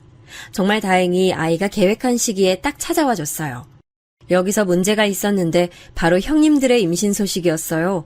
첫째 형님은 본인이 의사인데도 몸 관리를 전혀 하지 못했어요. 그래서 아이를 가질 수가 없다고 하더라고요. 워낙 몸이 뚱뚱하기도 하고 건강상의 문제로 아이를 가질 수 없었습니다. 하지만 문제는 첫째 형님은 꼭 아이를 갖길 원하셨다는 거예요. 그래서 나중엔 시험관까지 했지만 결국 아이를 가지지 못하셨어요. 입양하려고 입양기관에 방문했다는 것을 남편을 통해 들었죠. 하지만 본인 핏줄이 아니라 첫째 형님과 아주버님은 끝내 입양하지 않으셨습니다. 이미 노산의 나이가 지나고 임신이 자연적으로 힘든 나이가 되어 거의 포기 상태였어요. 그리고 둘째 형님은 아이를 가지긴 했는데 정말 힘들게 가지셨어요. 제가 옆에서 본 것만 몇 번의 시험관 수술을 했으니까요. 돈도 많이 들고 마음고생도 심하셨어요. 이건 저도 인정해요. 반면 저와 남편은 마음을 먹자마자 바로 아이가 생겼습니다. 아이가 생겼다는 기쁨도 잠시 이걸 시댁에 어떻게 알리지라는 생각이 들었어요. 물론 축복받아야 할 사실은 맞지만 상황이 저랬으니 제가 당연히 눈치가 보였죠. 게다가 둘째 형님과 임신기간이 겹쳐 우리 아이들은 동갑이 될 게 뻔했거든요. 동서, 이게 임신했을 때 그렇게 좋대. 먹어봐. 어머 형님 감사합니다. 이거 비싼 거 아니에요? 와. 첫째 형님은 대놓고 둘째 형님을 챙기셨어요. 몸에 좋다는 영양제도 제 눈앞에서 저만 빼고 둘째 형님에게 주곤 하셨죠. 서운한 마음이 없다면 거짓말이에요. 하지만 최대한 의연하게 대처하려고 했어요. 주변에 친구 중에 불임인 친구가 있는데 속이 말이 아니라고 하는 걸 들었거든요. 첫째 형님은 아예 아이를 가질 수가 없고 둘째 형님은 힘들게 가졌잖아요. 그러니 제가 얼마나 안이 굽게 보였겠어요. 그래서 이해하려고 노력했습니다. 또 무엇보다 저는 제 몸을 챙기기에도 바빴어요. 저는 입덧이 매우 심해서 임신했을 때 잘 먹지 못했거든요. 그리고 어릴 때부터 과식하는 습관이 없고 소화기관이 좋은 편이 아니었어요. 그래서 원래 몸 자체가 마른 편인데 입덧 때문에 식사를 잘 못하니 배도 잘 나오지 않았죠. 아유, 막내는 임신한 게 별로 티가 안 나네. 친정 가서 맛있는 것도 많이 먹고 그래, 둘째처럼 배가 좀 나와야 사람들도 임신한 걸 알 텐데 말이야. 시아버지는 전형적으로 사람은 착한데 눈치가 없는 분이세요. 진짜 저 말이 악의가 있는 말은 아니거든요. 저도 처음엔 시아버지 화법에 당황했었는데 이젠 적응했어요. 둘째 형님도 당연히 시아버지가 일부러 그러시는 분이 아니라는 건 알고 계세요. 그런데 저런 식으로 비교를 자꾸 하니까 제가 더 미웠나 보더라고요. 임신 후반이 되면서 형님들은 노골적으로 자기들끼리 붙어있기 시작했습니다.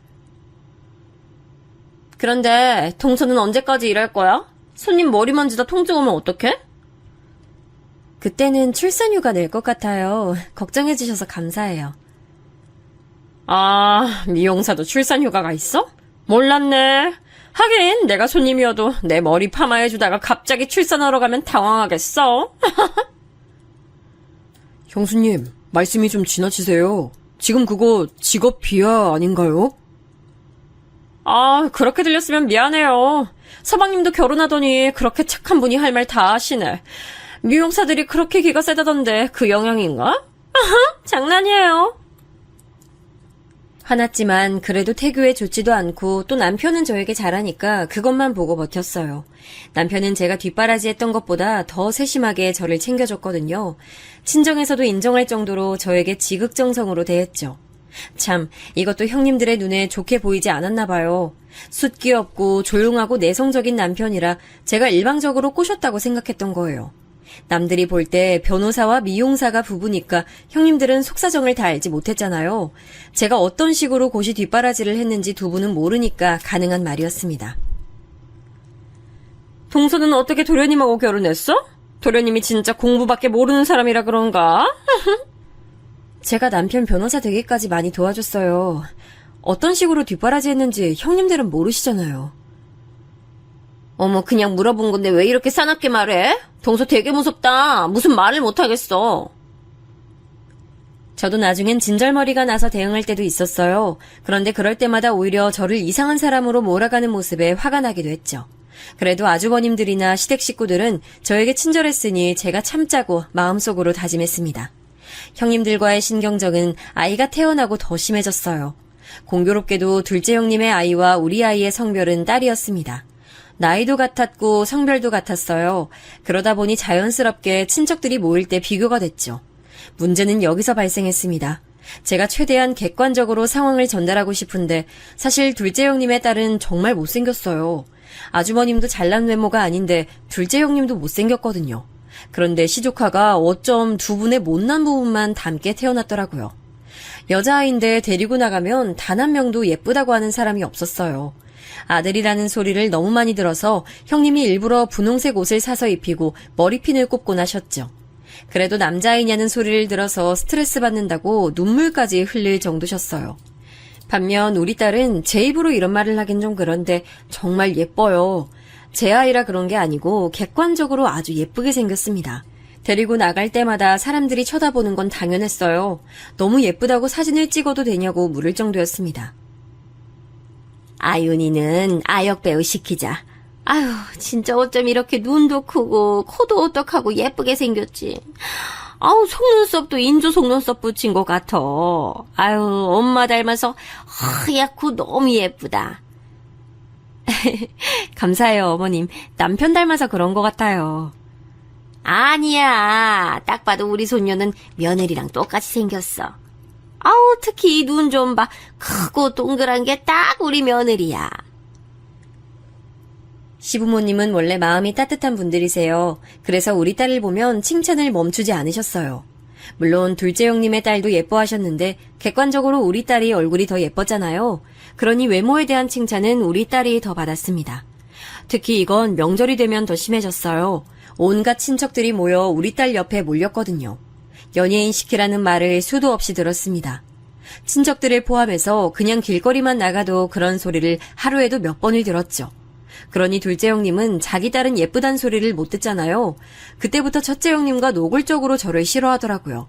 그전까진 그냥 얄미워하는 정도에서 그쳤다면 그 이후론 저에게 대놓고 툭툭 내뱉기 시작했습니다. 얼굴이 예뻐도 사람이 머리가 좋아야지. 안 그래요, 형님? 맞지? 아무리 예뻐도 결국 직업이 중요하지. 우리 소영이도 나중에 의사 시키자. 엄마랑 아빠가 의사니까 의사피가 있을 거야. 저런 식으로 자기들의 직업을 내세우며 절 따돌리곤 했어요. 하지만 전 괜찮았습니다. 이유는 바로 우리 딸이 발육이 매우 빨랐어요. 아이가 자라면서 동갑이라 안 그래도 비교가 됐는데 무슨 일인지 우리 딸은 성장 속도가 남들에 비해 빠른 편이었죠. 시조카보다 우리 딸이 2달 더 늦게 태어났거든요. 그런데 말도 걷는 것도 훨씬 빨랐습니다. 소영이는 아직 못 걷던데 우리 아윤이는 벌써 걷네. 다리가 길어서 그런가? 아버님, 애들마다 발달 과정이 달라요. 동서처럼 친정에서 어린이 홍삼을 매번 주면 소영이도 빨리 걷겠죠. 아이, 그래? 미안하다. 그냥 난 악의 없이 말한 거야. 시아버지가 그냥 하는 말에도 형님들은 꼭 저를 걸고 넘어갔어요. 친정이 여유 있기도 하고 또 워낙 소녀 사랑이 대단하신 분들이라 영양제를 많이 챙겨주셨거든요. 둘째 형님 집이 여유 있는 집은 아니라 챙김을 못 받은 건 알지만 본인이 의사면서 그 정도는 충분하게 가능하지 않을까요? 그런데 형님들은 제가 친정에서 무언가를 받으면 그렇게 질투했어요. 그래도 그냥 남편과 오순도순 육아하며 재미를 느끼고 있었으니 제 삶에 만족했어요.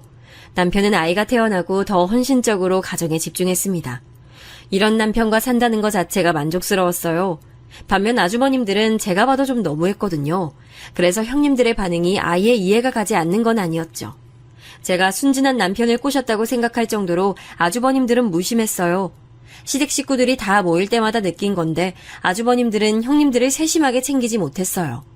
거기서 우리 남편은 저를 하나부터 10까지 다 챙겨주니 얼마나 꼴보기 싫었겠어요. 어쩔 수 없는 영향이라 생각했죠. 하지만 참는 것도 한계가 있었습니다. 그때 우리 딸 나이가 3살이었어요. 워낙 아기였던 조리원에서부터 우리 딸은 예쁘기로 유명했어요. 조리원 선생님들이 나중에 꼭 연예인을 시키라고 하실 정도로요. 저도 내심 제가 연예인으로 성공하지 못했으니 우리 딸이 배우가 되길 원하기도 했습니다. 우리 부모님은 제가 연예인 되는 것을 진지하게 반대하셨잖아요. 그래서 저는 반대로 적극적으로 밀어줘야겠다고 생각했습니다. 그래서 딸의 사진을 찍어 소속사에 보냈어요. 제가 봐도 외모가 매우 뛰어났으니 텔레비전에 내보내고 싶었거든요. 그런데 이게 무슨 일일까요? 우리 딸이 광고를 찍게 됐습니다. 꽤 유명한 광고여서 저도 놀랐어요. 이야, 우리 손녀 연예인 되는 거야? 언제부터 볼 수 있니? 듣기론 다음 달부터 바로 볼 수 있대요. 저도 우리 아윤이 될 줄 몰랐는데 너무 기뻐요. 이게 다 우리 며느리 얼굴 닮아서 그래. 나는 너 처음 우리 집에 왔을 때 무슨 시상식인 줄 알았다. 시부모님도 우리 딸이 광고 모델이 됐다고 하자 크게 기뻐하셨습니다. 그리고 마침내 광고가 텔레비전에 나오는 시기가 됐는데 하필 그때가 설날이었어요. 설이라 친척들도 다 모이고 복잡했는데 거기서 우리 딸은 완전히 주인공이었죠. 세뱃돈도 많이 받았고 덕담도 많이 들었어요. 그 과정에서 시조카는 찬밥 신세였습니다. 안타깝진 않았어요. 저도 사람이니까 오히려 통쾌한 마음이 들었습니다. 그렇게 저를 따돌리고 괴롭히던 형님들이 속이 터지는 게 보였거든요. 특히 둘째 형님은 얼굴이 새빨개진 채로 있더라고요. 본인 아이에겐 관심이 하나도 없으니 당연히 화가 나겠죠? 나 마트 갔다가 아윤이가 광고하는 과자 봤잖아. 아우, 너무 예쁘더라. 그래서 옆에 있던 친구한테 자랑했어. 감사해요. 그 과자 요즘 유행하는 과자라 많이 알아봐 주시더라고요. 그 뒤로 우리 딸은 몇 개의 광고를 더 하게 됐어요. 아주 유명한 아역 배우는 아니어도 마트에 가면 우리 딸의 얼굴이 있는 제품을 볼 수 있었죠. 시부모님은 대놓고 우리 아이를 예뻐하기 시작하셨어요. 시댁에 가면 사진 액자도 많이 걸려 있었고 만나는 사람마다 자랑하기 바쁘셨거든요. 또 아예 실물로 보여준다며 아이를 데리고 여기저기 많이 다니셨어요. 실제로 여행을 가도 딸이 예뻐서 눈길을 끄니까 그걸 그렇게 좋아하시더라고요. 그 모습을 보며 뿌듯하기도 하고 통쾌하기도 했죠. 물론 편애가 좋지 않다는 건 알고 있어요. 시부모님이 우리 딸을 더 예뻐하긴 했어도 그렇다고 시조카에게 못해준 건 없으세요. 똑같이 조리원 비용도 내주셨고 아이들 생일 선물도 똑같은 걸로 해주셨습니다. 지원해주는 부분에서 섭섭함을 느끼게 하진 않으셨어요. 다만 우리 딸이 예쁘고 애교가 많으니 더 찾게 되신 거죠. 그러다 사건이 하나 터지게 됐습니다. 제가 일부러 제 과거를 숨긴 건 아니었는데 말하지 않은 사실이 있었잖아요. 바로 제가 예전에 배우 활동을 했다는 사실이요. 이게 저는 숨기고 싶은 과거는 아니었어요. 어쨌든 제가 그렇게 원했던 건 사실이니까요. 그냥 굳이 알리고 싶지 않았던 거였어요. 제가 말한다고 아는 드라마나 영화였으면 이미 말했을 텐데 그것도 아니었거든요. 말해도 모르는 사람이 대부분이라 굳이 나서서 말하지 않았던 거였습니다. 그런데 정말 너무 우연히 제가 배우로 활동했던 게 밝혀졌어요. 시댁에서 우리 딸의 아역 배우 건으로 얘기를 나눌 때였습니다. 제가 고등학생 때 드라마 찍은 적이 있거든요. 그때는 환경이 좀 열악했는데 이제는 꼭 그렇지도 않더라고요. 그래서 아윤이가 재밌어하면 오디션 보러 다니려고요. 어머, 우리 며느리가 배우였어? 아유, 난 그것도 몰랐네. 왜 그걸 이제 말해? 에이, 뭐 거창한 건 아니고 그냥 어릴 때 꿈이 배우였어요. 그래서 고등학생 때 몇 개 찍었는데 주연도 아니고 완전 단역이에요. 그래도 아유, 어쩐지 그 외모가 일반인으로 살기엔 너무 아깝지. 그래서 우리 아윤이가 이렇게 예쁜 거네. 그 드라마 제목이 뭐야? 아유, 아니에요. 지금은 찾아볼 수도 없어요. 굳이 무덤까지 숨기고 싶은 얘기는 아니어서 자연스럽게 얘기를 꺼냈어요. 마침 우리 딸이 드라마 아역 배우 자리에 오디션을 보러 갈지 고민 중이었거든요. 제가 예전에 단역 배우로 출연한 적이 있다고 하니 시부모님 반응이 화끈했습니다. 워낙 좋으신 분들이고 저를 예쁘게 봐주시는 분들이라 저도 마음 놓고 얘기했어요. 그리고 그때는 형님들이 또 저를 빼놓고 둘이 카페에 가서 편하게 얘기했죠. 그런데 시부모님이 제가 배우였다는 게 상당히 마음에 드셨나 봐요. 나중에 다 같이 밥을 먹을 때 얘기를 꺼내셨어요. 우리 막내 며느리가 연예인이었대. 아우, 어쩐지 그래서 이렇게 우리 소녀가 예쁜 거였어. 어쩐지 처음 볼 때부터 범상치 않았어. 곱게 자란 티가 났는데 그게 배우 출신이라 그런 거였구나. 저는 시어머니가 저렇게 말씀하시자 아차 싶었어요. 그래서 반사적으로 형님들 얼굴을 봤는데 역시나 표정이 썩어 있었습니다. 민망하기도 하고 머쓱해서 가만히 있었는데 시부모님은 녹화한 영상은 없냐고 사람들 앞에서 저를 마구 칭찬해 주셨어요. 아, 물론 시부모님이 저를 이렇게 예뻐하시는 이유는 외모가 다가 아닙니다. 제가 남편 고시 뒷바라지를 다 하기도 했고 무엇보다 친정에서 남편에게 투자한 금액이 매우 커요. 남편이 변호사라고 했잖아요. 개업할 때 친정에서 정말 많은 도움을 줬어요. 변호사도 수요가 있어야 살아남는데 친정에서 사건을 많이 들고 오시기도 하세요. 실제로 큰 건을 많이 맡으며 남편이 성장하는 계기도 됐어요. 일에만 집중할 수 있도록 아파트도 우리 친정에서 마련해 주셨죠. 이런 식으로 들어가는 돈이 많았고 그 과정에서 시부모님에게도 많이 투자했어요. 시댁이 그렇게 잘난 형편은 아니라고 했잖아요. 그래서 형님들 몰래 시부모님께 크게는 이사 비용부터 가전제품을 바꾸거나 하다못해 백화점 상품권까지 매번 제가 챙겨드렸어요. 반면 형님들은 의사여서 돈도 많이 벌면서 시부모님께 용돈도 제대로 드리지 않더라고요. 듣기론 형님들의 집안도 잘난 편이 아니라고 하더라고요. 물론 부부 의사니까 돈벌이가 아쉽진 않을 텐데 시부모님에게 제대로 지원해주지 않았어요. 그래서 제가 안타까운 마음에 더 도움을 드렸던 것도 있습니다.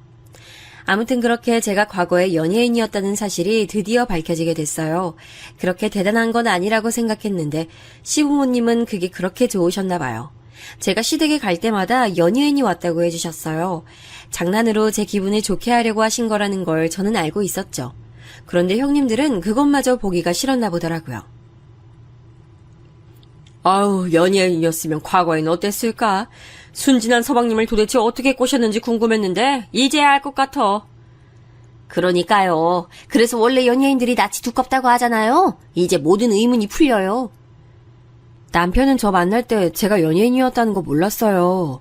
미용실에서 만난 거 두 분도 아시잖아요. 어머, 깜짝이야. 아니, 말도 없이 나타나서 왜 이래?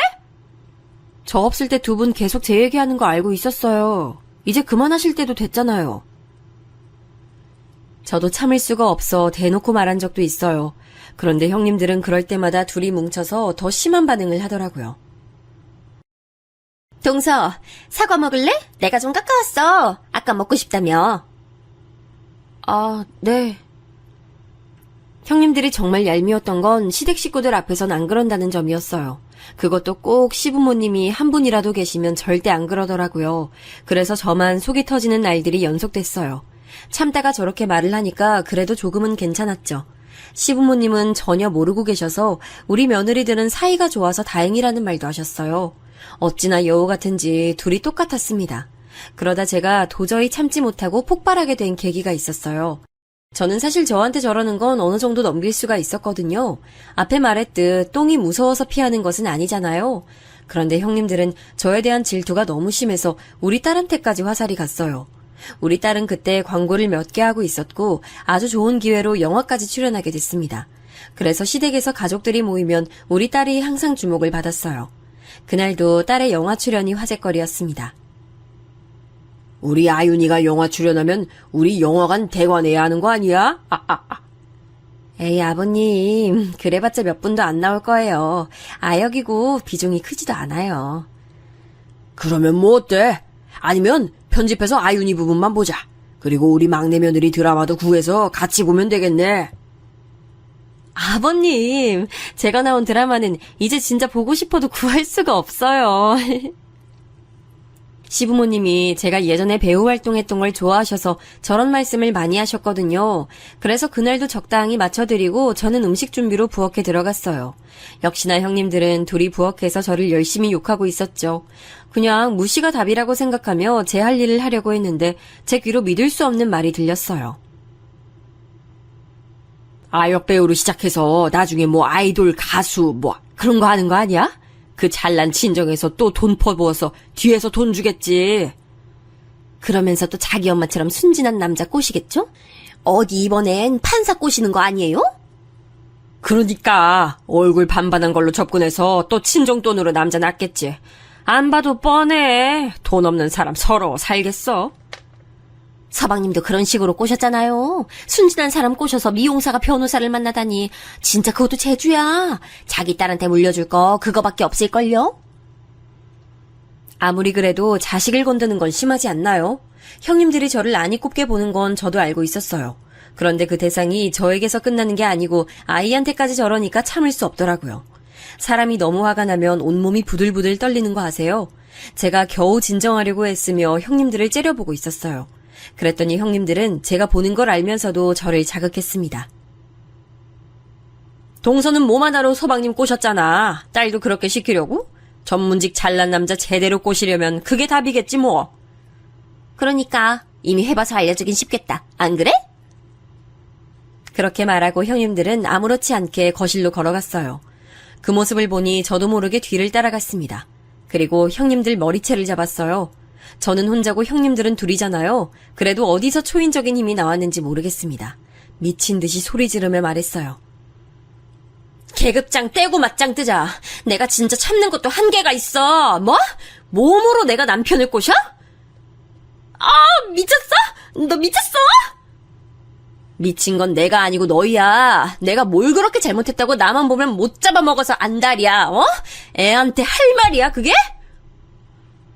제가 머리채를 잡고 놓아주지 않자 시부모님을 포함해서 아주버님들 그리고 남편까지 저를 뜯어 말렸어요. 저는 그때부터 그냥 에라 모르겠다 싶었습니다. 하고 싶은 말을 다 내뱉었어요. 내가 진짜 참다 이젠 못 참아요. 형님들이 나 따돌리고 괴롭히던 거 그냥 참았어요. 그런데 이제 우리 딸한테까지 그러면 어떡해요. 우리 딸이 예쁜 게 죄냐고요. 왜 애한테 몸으로 남자 꼬신다는 말을 하냐고. 울분에 차서 오열하며 내뱉으니 시댁 식구들의 표정이 볼받았어요. 시부모님은 그게 무슨 소리냐는 표정이셨죠. 그래서 그동안 형님들이 저를 괴롭혔던 걸 전부 다 말했습니다. 유치하게 저를 앞에 두고 다 들리게 욕하는 것부터 저만 빼고 먹을 것을 나눠 먹는다거나 이런 것들이요. 그리고 내 딸이 예쁜 걸 어떡하라고요. 내 유전자가 있으니 당연히 예쁘겠죠. 형님들도 눈이 있으니 본인 얼굴하고 몸이 어떤지 알잖아요.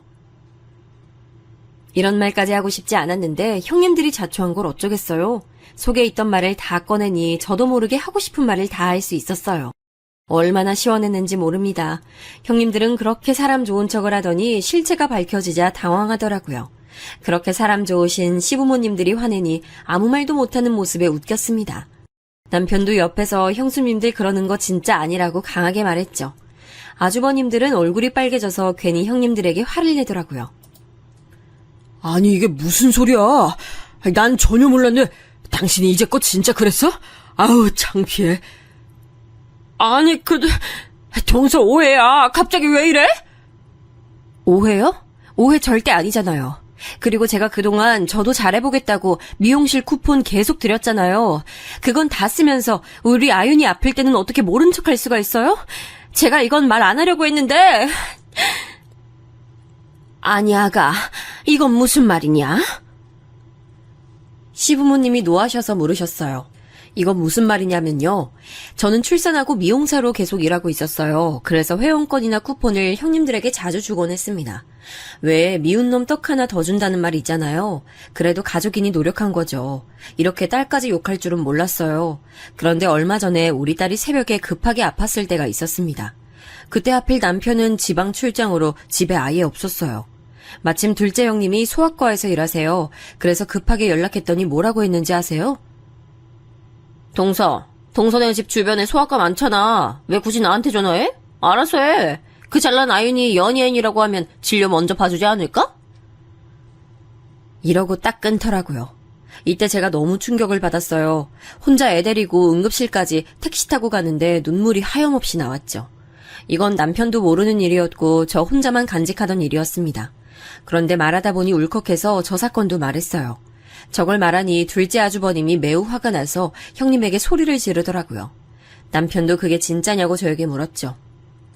아무리 그래도 저는 가족이라고 생각했어요. 제가 얄미울 순 있어도 아이한테까지 그럴 줄은 몰랐어요. 형님이 그러고도 사람이에요? 그걸 왜 지금 여기서 말해? 이게 진짜냐? 어떻게 사람이 그렇게 행동해? 시아버지가 매우 화를 내시며 형님에게 뭐라 하시고 집안은 말 그대로 난장판이 됐어요. 이 밖에도 저는 그동안 겪은 내용을 하나부터 10까지 다 말했습니다. 형님들이 어렸을 때 어렵게 산 건 저도 알아요. 그런데 우리 친정이 잘 사는 게 제 잘못은 아니잖아요. 그런데 명품 가방 들 때마다 저한테 미용사가 그렇게 돈을 잘 버는 줄 몰랐다고 비꼬았잖아요. 아니, 그건 그냥 한 말이잖아. 마음속에 그렇게 담아줄 줄은 몰랐어. 그리고 그때 아윤이 머리띠 가져간 거 제가 모를 줄 아세요? 의사여서 돈도 잘 벌면서 머리띠 하나 살 돈이 없으세요?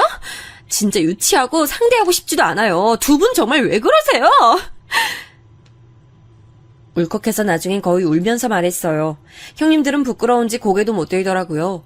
시부모님은 꼴도 보기 싫다고 형님들을 밖으로 내쫓았습니다. 아주버님들이 저에게 대신 죄송하다고 사과하고 나갔어요. 그 뒤로 어떻게 됐냐고요? 형님들이 오히려 저를 피하고 있어요. 심지어 둘째 형님은 이혼 얘기도 나오더라고요. 남편이 말해줬는데 그런 여자인 줄 꿈에도 몰랐다고 아주버님이 많이 충격을 받으셨대요. 시댁 식구들은 형님들이 저한테 저런 행동을 했다는 걸 전혀 몰랐거든요. 특히 시아버지가 많이 충격을 받으셨어요. 워낙 우리 딸을 예뻐하셔서 우리 딸에게 막말한 것에 상당한 타격을 입으셨죠. 그래서 그 뒤로 한동안 형님들 얼굴도 보지 못했어요. 시부모님이 꼴도 보기 싫다고 오지 말라고 하셨거든요. 여보, 앞으로 형수님들이 또 그러면 말해. 나 진짜 꿈에도 몰랐어. 혼자 그동안 어떻게 참은 거야? 우리 딸한테까지 그럴 줄이야. 진짜 무서운 사람들이다. 나도 아윤이한테 그러는 거 아니면 말 안 하려고 했어. 그런데 너무 속상해서 참을 수가 없더라. 시부모님은 당연히 제 편이셨어요. 제가 누가 봐도 피해자였고 또 우리 친정에서 워낙 해준 게 많잖아요. 그래서 시아버지가 형님들에게 저한테 사과하라고 하셨다고 하더라고요. 그러지 않으면 아주버님들에게 죽을 때까지 본인 얼굴 볼 생각하지 말라고 하셨대요. 실제로 형님들은 이혼하기는 싫은지 저를 찾아와서 말했습니다. 동서, 내가 진심으로 미안해. 우리 이제 안 그럴 거야. 맞아. 그때 아윤이 아팠을 때 그랬던 것도 미안해. 그리고 몸 팔아서 꼬셨다던지 그런 말 절대 하지 않을게. 그 모습을 보니 그래도 속에 있던 응어리가 내려가는 기분이 들었습니다. 사과를 받고 용서하진 않았어요. 저도 사람이라 그동안 당했던 것을 금방 바로 알겠다고 하기가 어렵더라고요. 그냥 알겠다고 하고 돌려보냈습니다. 그 뒤로는 저는 보란듯이 시부모님과 잘 지내고 있어요. 우리 딸도 작은 역할이지만 텔레비전에 종종 나오고 있고 그런 딸을 시부모님이 상당히 자랑스럽게 여기고 계시죠. 시댁에 갈 때마다 싫은 얼굴들 보지 않아도 되니 너무 편해요. 남편에게 듣기론 의사 딸인데 시조카가 발달이 늦다고 하더라고요.